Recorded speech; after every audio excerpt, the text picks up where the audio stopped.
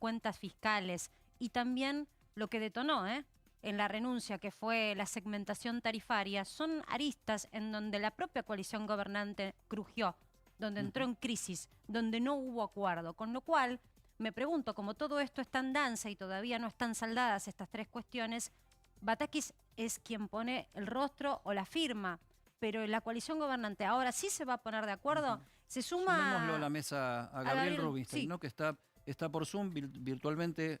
Aldo se suma Rubinstein. ¿Cómo estás, Gabriel? Un gusto tenerte en Para que Sepas. ¿Cómo evaluás la designación de Silvina Batakis en el Ministerio de Economía? No sé hasta dónde escuchaste lo que estábamos conversando. Sí, ¿qué tal? ¿Cómo están? ¿Qué tal, Aldo? Un gusto. Bueno, yo creo que hay una parte política que es importante.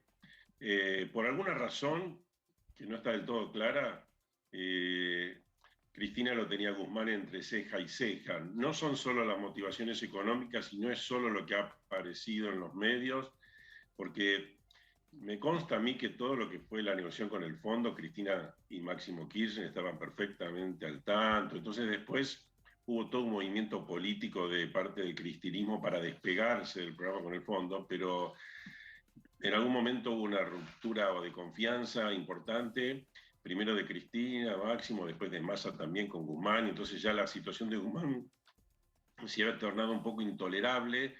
Ya a último momento ni le daban las planillas para hacer la segmentación de energía, entonces había una cosa que ya no funcionaba por el boicot.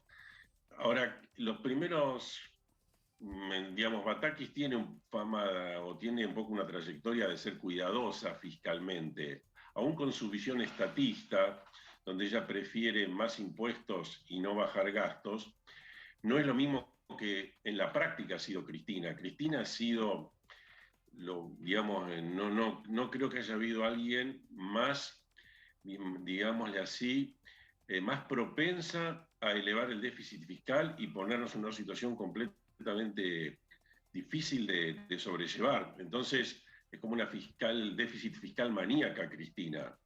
Y Batakis no ha sido ese su comportamiento, y las primeras cosas dentro de las cosas que dijo ha sido que ella cree en el equilibrio fiscal, aunque no estamos pensando en eso, porque a duras penas es cumplir un acuerdo bastante light con el FMI, pero ella es más propensa a querer en equilibrio fiscal, aun cuando pueda querer aumento de impuestos, que hay que ver si hay margen político para eso. No es una persona que piensa que el déficit fiscal no interesa, que sí piensa Cristina. Así que yo creo que ahí hay una diferencia bastante relevante en estos momentos, porque lo que puede diferenciar de un escenario de hiperinflación o un escenario de alta inflación, pero manejable, es si hay cierto apego a cumplir las metas fiscales con el FMI. Y en ese sentido creo que los primeros pasos de Batakis no han sido malos. Bueno, es muy reciente. Yo les pregunto por un tema que me parece que es crucial, la reacción de los mercados, ¿no? Porque también los gestos o las expresiones públicas van a ser lo que sea la interpretación del mercado. Ahora, en principio, en un día en donde hubo poco volumen negociado, lo decíamos más temprano, fue feriado en Estados Unidos, hubo un sobresalto de tipo de cambio, digo, lo vamos a ver en un ratito nada más, Gabriel Aldo, el contado con liqui, que es legal, que se hace a través de la bolsa, o el dólar bolsa, sufrieron un sobresalto no solo el blue, hasta llegar a los 281 pesos, una brecha que no se termina de corregir. ¿Qué puede llegar a pasar en los próximos días? ¿Qué avisonan ambos? Yo creo que lo que hoy se observó es claramente el temor de aquellos que tienen ahorros e inversiones en nuestro país, argentinos y extranjeros, a justamente lo que va a venir. Acá esto se vio como una pulseada entre dos partes del gobierno, una parte que apostaba a hacer algún ajuste del gasto público y otra parte que se negaba absolutamente. Una cosa es no querer déficit, otra cosa es decir vamos a superar este déficit creciendo. ¿Creciendo cómo? Si estamos matando con impuestos al sector privado productivo para sostener semejante gasto elefantiásico. ¿Creciendo cómo? Si tenemos una inflación altísima porque como ni exprimiéndonos como naranja, como nos exprimen, logran justamente cubrir el gasto público, entonces emiten a más no poder y nos matan con el impuesto inflacionario. ¿Crecer cómo? Si más de 7 pesos de cada 10 que hay de crédito doméstico se lo lleva el Estado y el resto le queda al sector privado, que es nada.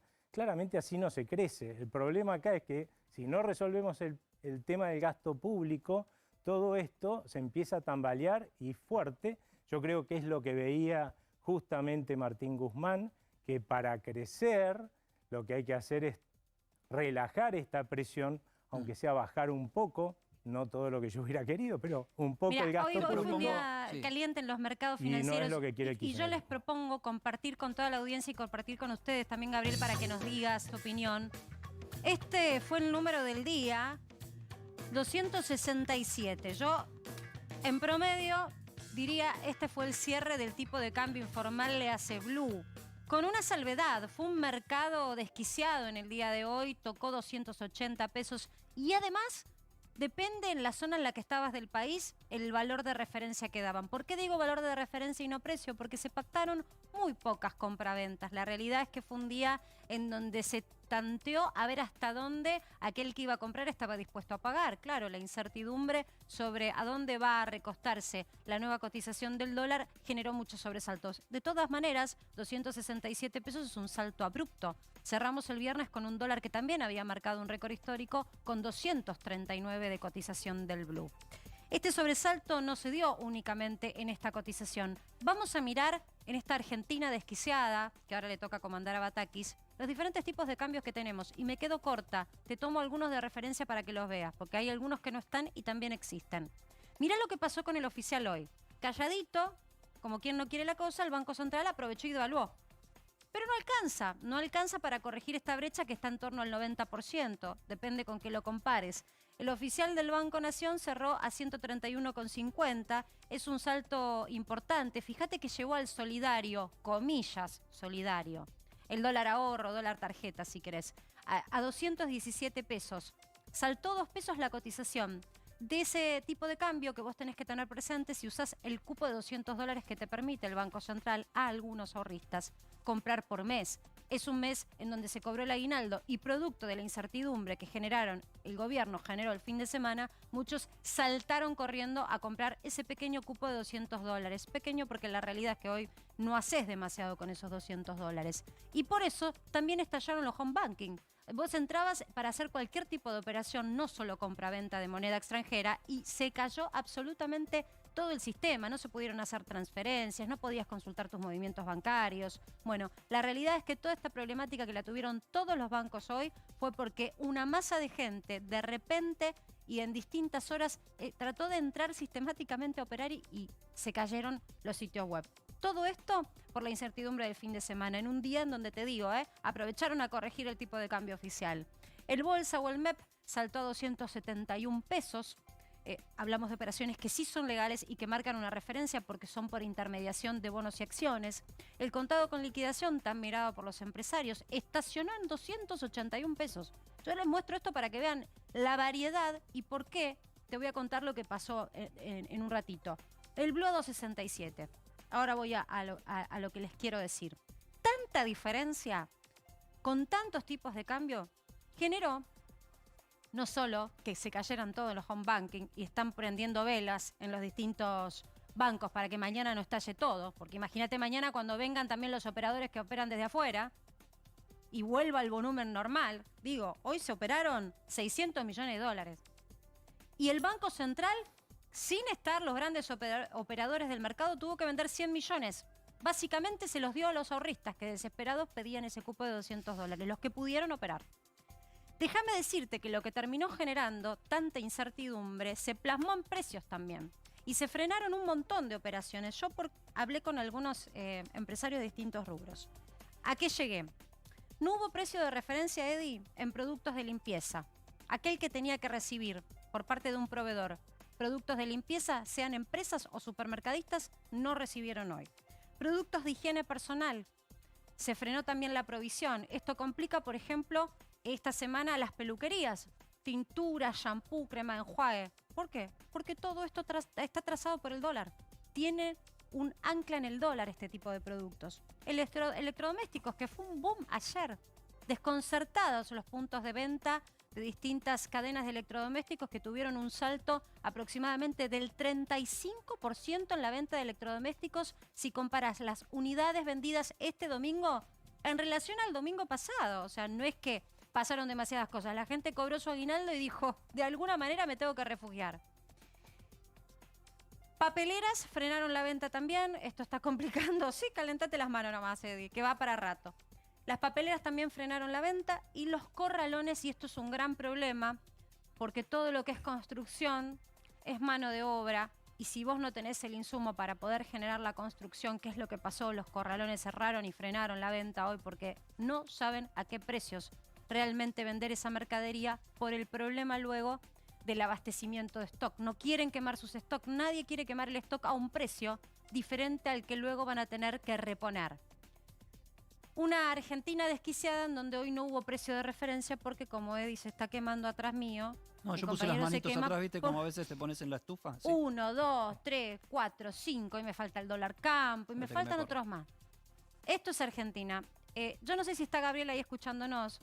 Yo quería, Sí. Gabriel, te quiero preguntar porque vos dijiste, bueno, dentro de todo se movió astuta Batakis en sus primeras declaraciones, en su forma de presentarse. ¿Y mañana qué cuando el mercado venga con los volúmenes normales?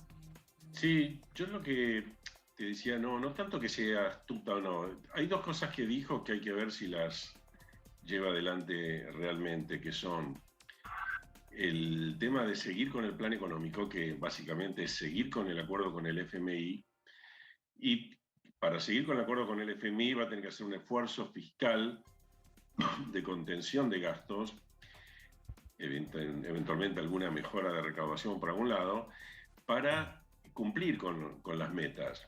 Entonces, si efectivamente es que avanzamos en ese camino, lo que pasó hoy, que prácticamente fue una especie de feriado, con el correr de los días debería normalizarse. Ahora, dicho esto, estamos entre un escenario malo y un escenario pésimo, digamos. Claro.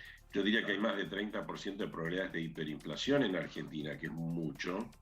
Entonces, la situación es muy tensa. No estoy hablando de que las cosas van a andar bien, estoy hablando que las cosas van a seguir mal, bastante mal. Pero pueden seguir mucho peor. De una manera un poco más administrada, y quizás el año que viene la inflación baje hacia la zona del 60%, con un poco de suerte, y no que vayamos a una hiperinflación. O sea, estamos en una situación muy riesgosa. Ahora, Gabriel, en ese sentido, sí. Vos planteabas al principio, y es un tema de conversación también para Aldo, ¿no? El tema del respaldo político a la nueva ministra en este caso. Viene con el respaldo político el acuerdo explícito, aparentemente, de Cristina Fernández de Kirchner. Ahora, vos estás planteando, Gabriel, que no piensa exactamente como Cristina Fernández de Kirchner. Entonces, ¿corre con apoyo o corre, vamos viendo cómo corre, a ver si es mi ministra o no, desde el punto de vista de Cristina? Lo que pasa es que con Cristina hay que tener mucho cuidado, porque, por ejemplo, Cristina estaba muy opuesta al acuerdo con el FMI. ¿Por qué? Porque veía que Juntos por el Cambio iba a apoyarlo, entonces se dio el lujo de mantener a su tropa pensando que ella es combatiente o combativa y que es anti-FMI y toda esta historia, pero es un poco por la galería, porque si no estaba el apoyo Juntos por el Cambio, ella iba a tener que refrendarlo.